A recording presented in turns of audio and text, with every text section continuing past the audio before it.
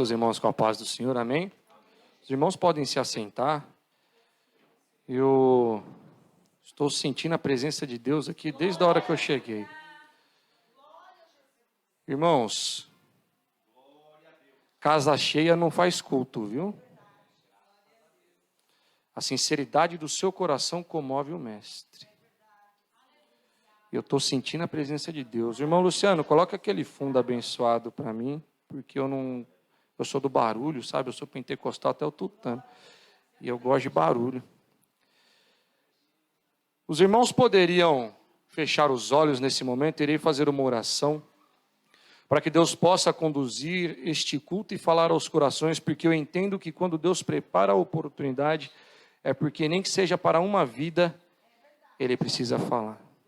E pastora Kátia, Deus vai falar com você hoje, viu? Toma posse. Porque hoje eu estava orando no período da tarde, assim que eu cheguei do serviço, pela igreja e pelos pastores, e Deus falou algo fortemente ao meu coração. E eu tenho certeza que Deus vai dar a resposta para vocês nessa noite. Amém? Feche os olhos. Senhor meu Deus, Pai amado, Senhor, neste momento, Pai, eu quero pedir perdão de todas as minhas falhas, Senhor, todos os meus pecados e tudo aquilo que eu possa ter feito, Pai, ao decorrer dessa semana que não chegou de forma agradável até a sua presença. Sei que não sou digno, Pai, de estar neste altar, mas eu sei que a sua misericórdia, Pai, nos constrange. Senhor, fale com a sua igreja aquilo que ela precisa ouvir, Pai, não aquilo que ela quer ouvir. E que nesse momento eu possa ser apenas um canal, Pai, ligado direto ao trono. Se necessário, me quebre e me faça de novo, Pai, mas me usa conforme o seu querer e a sua vontade. Esse é meu pedido nesta noite. Amém. Irmãos, olha o que foi dito aqui nessa noite, ó. Eu anotei. Em tempos de guerra, nunca pare de adorar. E profetiza sem parar. Esse profetiza sem parar aqui tem um mistério que nós vamos entender no final da palavra. Depois foi dito: pois este teu deserto vai servir de testemunho para levantar alguém de novo. Mais um mistério. E aí Deus usou a vida do pastor. Os intempéries de nossas vidas não podem nos parar. Obrigado, pastor Luciano. Isso aqui é muito forte. Os intempéries de nossas vidas não podem nos parar.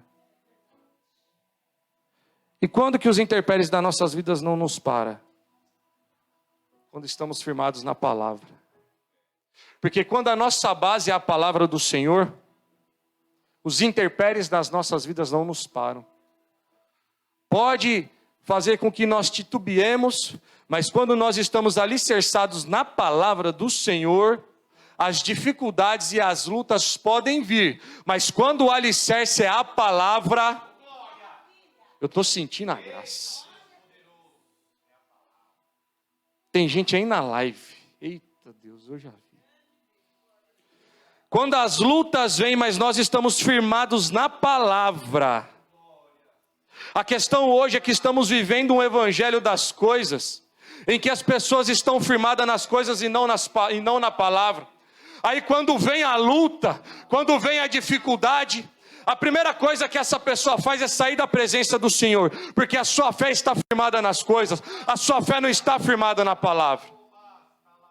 Quando a sua fé, eita, eu estou sentindo a graça. Quando a sua fé está firmada na palavra, o desejo de estar na igreja de quarta cresce, o desejo de estar na igreja de sexta cresce, o desejo de estar na Santa Ceia sábado cresce, o desejo de fazer a obra cresce, porque a sua fé está alicerçado na palavra. Agora, quando está alicerçado nas coisas, você se afasta da presença de Deus na primeira luta. E porque não está firmado na palavra, aí você culpa Deus por conta da luta que você está passando. Eita Deus, numa situação que você entrou com os próprios pés, aí você não tem o conhecimento da palavra, aí você não tem base, o que você vai falar? Deus, por que o Senhor permitiu que isso acontecesse? Eu vou sair da igreja. A culpa é do Senhor, porque eu estar passando por isso. Sendo que a palavra vai nos dizer que no mundo terás aflições, mas tem de bom ânimo, porque eu venci o mundo. Aí você não consegue comprar sua casa, você bota a culpa em Deus. Você não consegue adquirir o seu carro, você bota a culpa em Deus.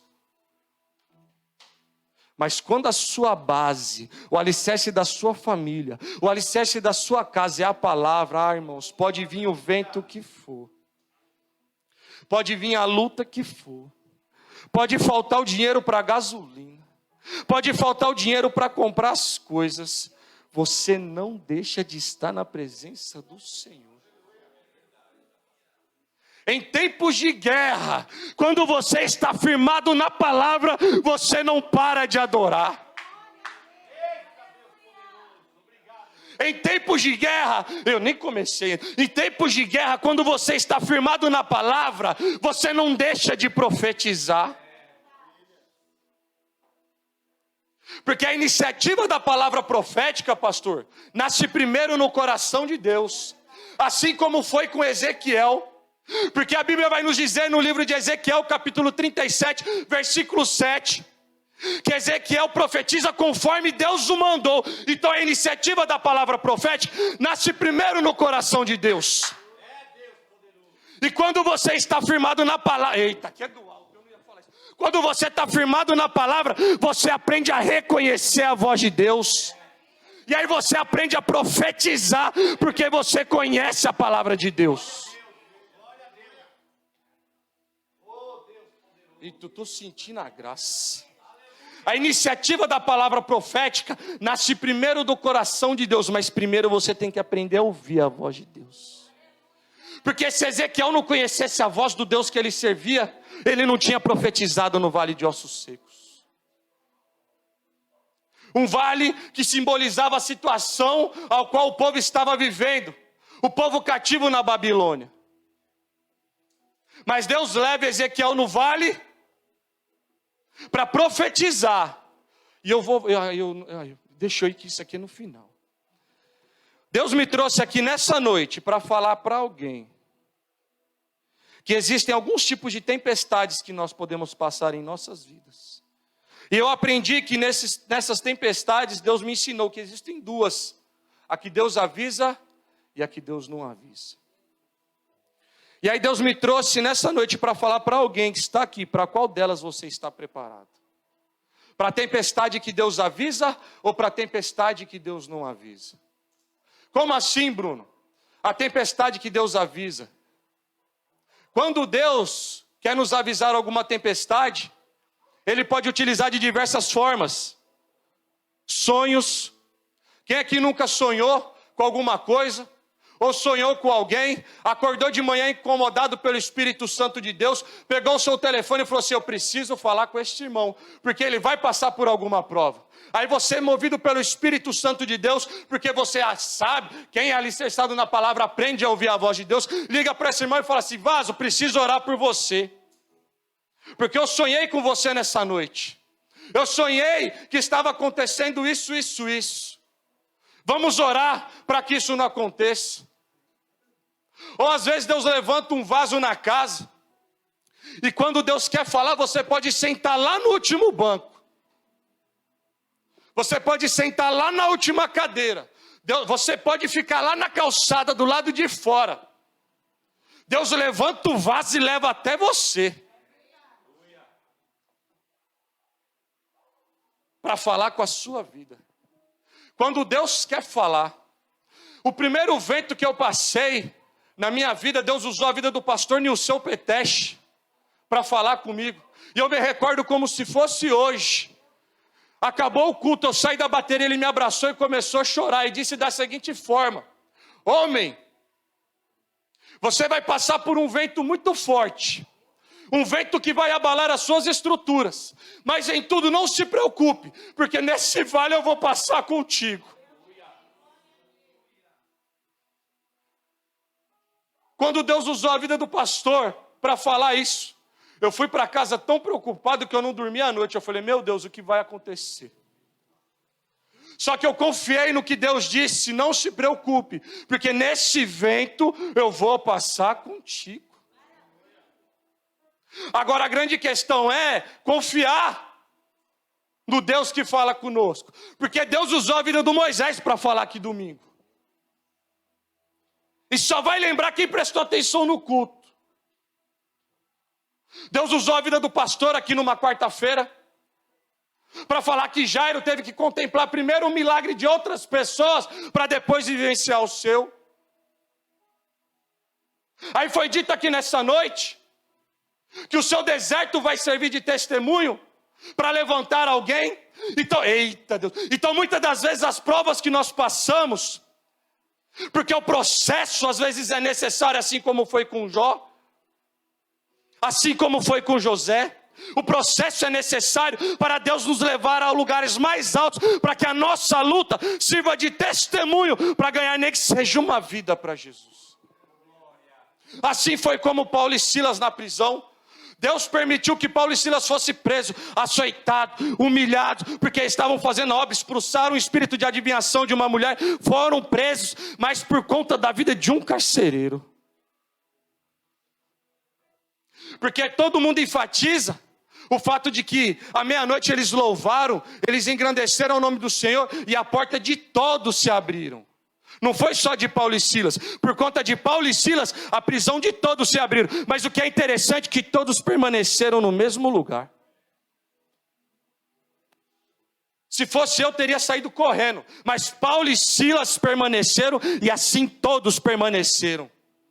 Tiveram a oportunidade de sair, mas não saíram. Por quê? A Bíblia vai nos dizer que o carcereiro, quando pega a espada e leva até o pescoço para se matar, Paulo e Silas falam, não faça isso, pois estamos todos aqui. Porque naquela época um carcereiro que deixava um preso morrer, sofria as sanções do rei. Então aquele carcereiro sabia que provavelmente ele sofreria uma consequência pelo ato dos presos terem fugido. E ele pega a espada num ato de desespero, leva o pescoço para se matar. Porém Paulo e Silas, sabendo disso, com a sabedoria do alto, permanece e fala, não faça isso, estamos todos aqui. Por conta dessa atitude, o carcereiro se rende aos pés do Senhor.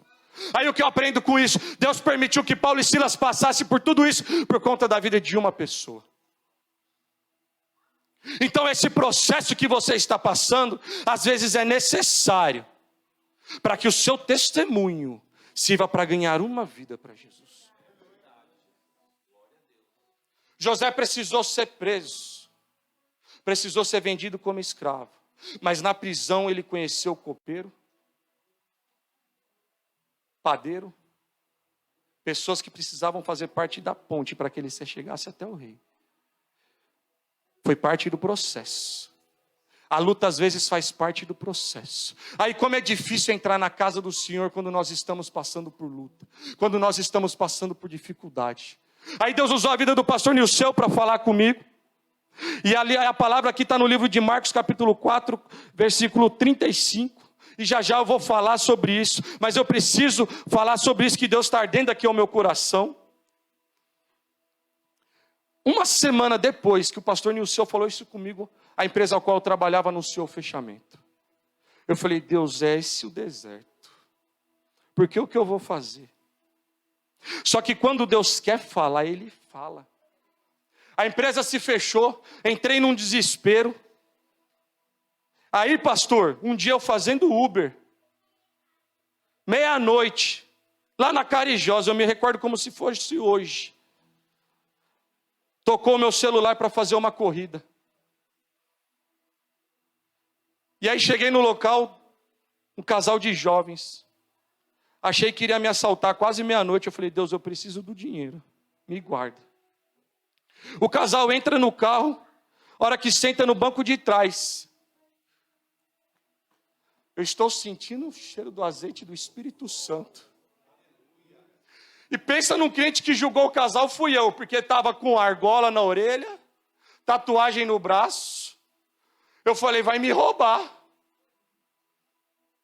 Deus usa quem Ele quer, como Ele quer, da forma que Ele quer, a hora que Ele quer, quando Ele quer falar com aqueles que estão firmados na palavra, com aqueles que não afastam da presença do Mestre. Esse casal disse assim para mim, a porta, nunca me viram, a porta se fechou, mas não se preocupa não, porque faz parte do processo. Deus vai te levar para um outro local, E neste local, Deus vai trabalhar algo em sua vida. E depois desse período, Deus vai te trazer. E a porta que você achou que era grande, Ele vai abrir uma maior. E a glória da segunda casa será maior que a primeira. E se você acha que Deus fez algo por você onde você estava, você vai ver o que Deus vai fazer onde Ele vai te colocar. Mas o processo foi necessário. Então não murmura nesse processo que você está passando, não. Porque no final da luta eu tenho certeza que a vitória será maior. Eu tenho certeza. Tá bom, Bruno. Mas e quando Deus não avisa a tempestade?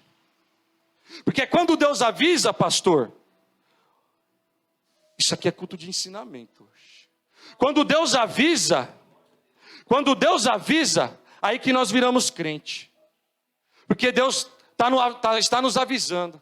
Aí eu jejuo mais, eu busco mais. Porque foi o que eu fiz.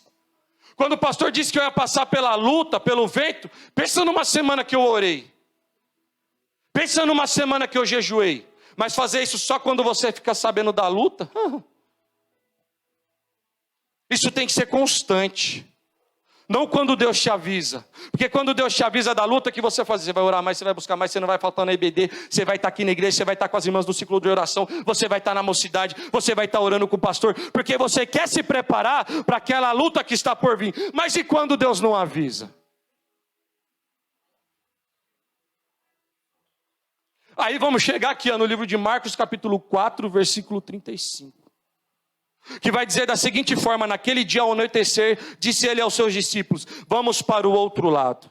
38, Jesus estava na polpa do barco dormindo com a cabeça sobre um travesseiro. Os discípulos acordaram e clamaram: mestre, não te importa que morramos? E ele se levantou e repreendeu e disse ao mar: aquieta-se e acalma. O vento aquietou-se e fez completa bonança. Então perguntou aos seus discípulos: por que vocês têm tanto medo? Ainda não tens fé?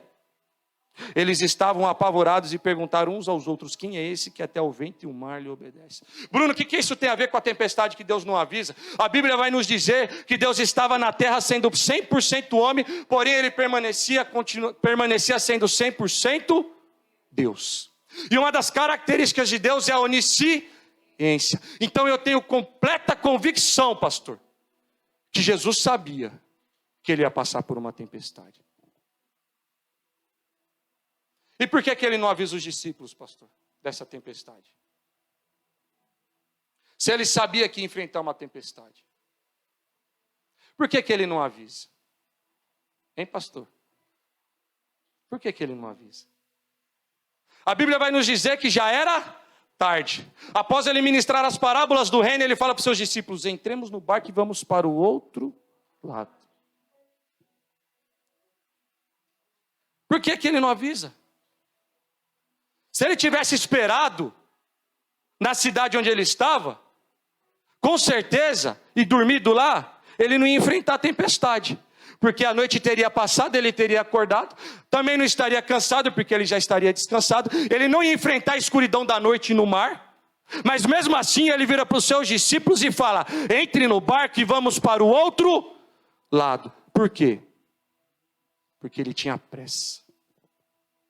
Porque lá do outro lado, em Gadara, havia uma pessoa que precisava da presença do Senhor.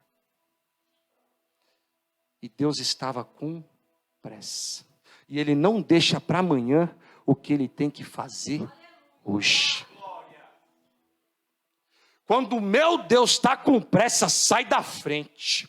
Porque não tem mar, não tem vento, não tem turbulência, não tem nada que para o meu mestre.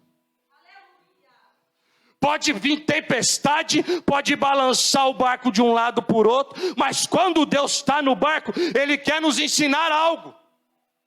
Porque os discípulos que andavam com Deus, em sua grande maioria, eram pescadores.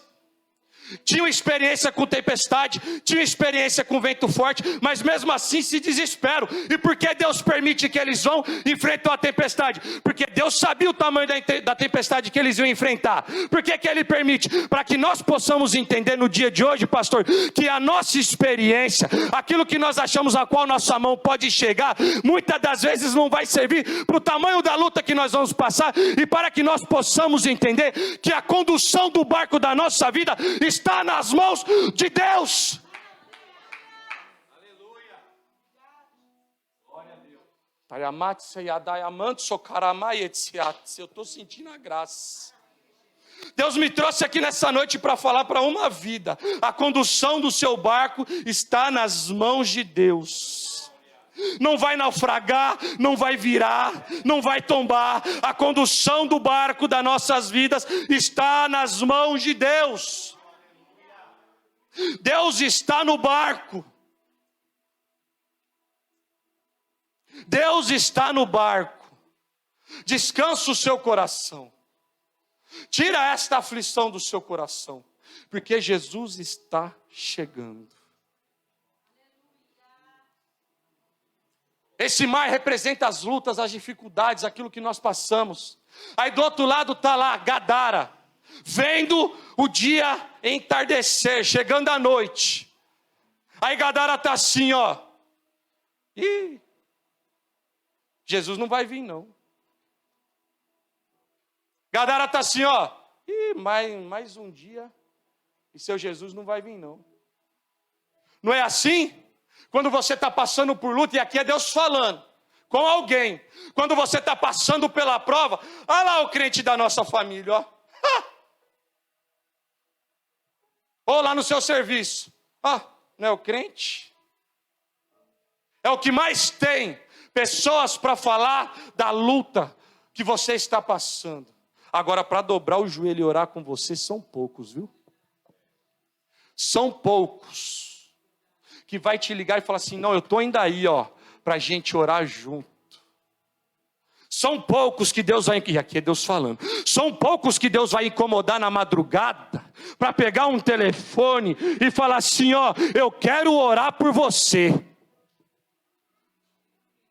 São poucos, porque tem muito mais gente para falar da sua prova do que para orar com você. Então valorize o que ore, valorize o que intercede. Aí Gadara está assim, ó, esquece. Deus não te ama. Esquece. Deus não está olhando por você. Esquece, Deus não está nem te ouvindo. E Deus está assim: vamos entrar nesse barco, que nós vamos lá do outro lado. Deus está chegando nessa tempestade que você está enfrentando nessa noite. Deus me trouxe aqui nessa noite para dizer para alguém: Ele está chegando. Tá bom, Bruno? E aqui Deus avisa. Noé. Deus não avisou para Noé da tempestade? Deu o projeto da construção da arca para ele, mas ele teve que trabalhar na construção do projeto. Senão ele também teria morrido no dilúvio. Então não adianta Deus avisar a nós da tempestade e nós também não fazermos nada. Ore, busque, intercede, clama, jejua, que você vai ver se Deus não trabalha ao seu favor. Agora vamos lá, Bruno, qual que é o segredo? E foi dito aqui nessa noite, ó, Ezequiel 37. Ó, profetiza sem parar. Ezequiel 37, capítulo 7. Eu profetizei conforme a ordem recebida. E enquanto profetizava, houve um barulho. Foi no final da profecia? Foi quando ele terminou a profecia? Foi enquanto ele... Aí, pastor, tem muita mensagem em culto que é assim, ó. Depois do culto, você vai ver. Aí Deus me trouxe aqui nessa noite para dizer para alguém: enquanto você está aqui, ó. Não vai ser depois do culto, não. Enquanto você está sentado aqui, ó. profetizando. Enquanto você está aqui sentado, adorando, não vai ser no final, vai ser agora. Enquanto você estiver aqui profetizando, Deus vai começar a trabalhar nessa causa impossível na sua vida. Enquanto você está aqui profetizando, Deus já está trabalhando. Então saia daqui nesta noite, eu já estou finalizando, com a certeza de que se você profetizar nesse vale de ossos secos, Deus vai trabalhar em seu favor, vai acalmar esta tempestade, vai trazer bonança para a sua vida, vai trazer calmaria nessa situação que parece que não tem mais jeito. Porque o Deus que eu conheço e sirvo é o Deus das causas impossíveis. Quando não tem mais jeito, quando o médico diz que não tem mais jeito, quando o diagnóstico diz que não tem mais jeito, é aí que ele entra e ele prova que ele é Deus.